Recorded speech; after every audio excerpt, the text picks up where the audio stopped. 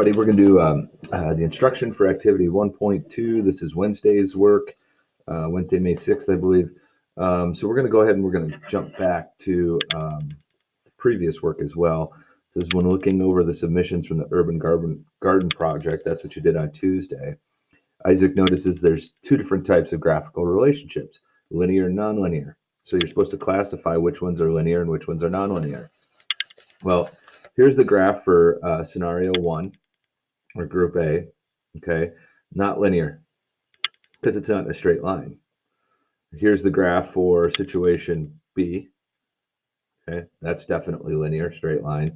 And then also C. So B and C are linear. And all that means is that they create a straight line. For any value of X you put in, the corresponding level of Y, when you graph out that point, it's going to be on that line, okay? So it says create a table for at least 4 values for each of the linear relationships. So the linear relationships for B is, for group 2 or scenario 2 or B is Y plus 6. And then for scenario 3 or group C, 1.6 times X. So what I did here was I just went ahead and put my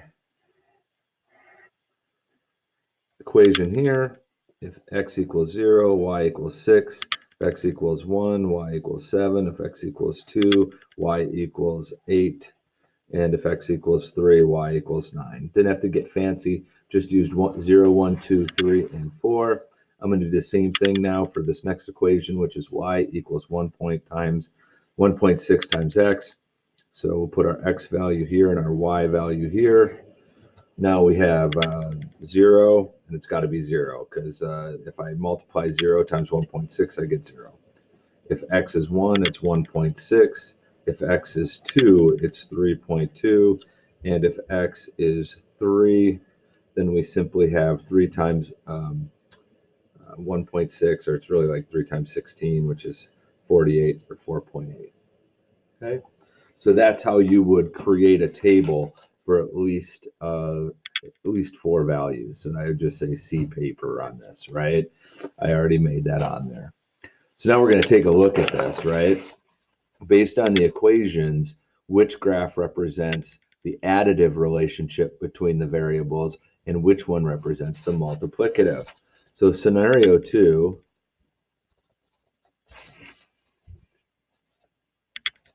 which is Y equals X plus 6, is additive. And scenario 3, which is Y equals 1.6 times X, equals multiplicative. And it's as simple as I have addition in my relationship here and multiplication in my relationship there, okay? Which variable represents the input and the output? Input, or independent, is always going to be the x-axis. So X. And the dependent will always be the y-axis.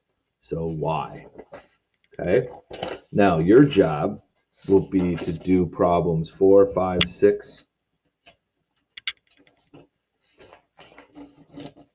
And then we'll come back and do those problems together. Thanks, guys.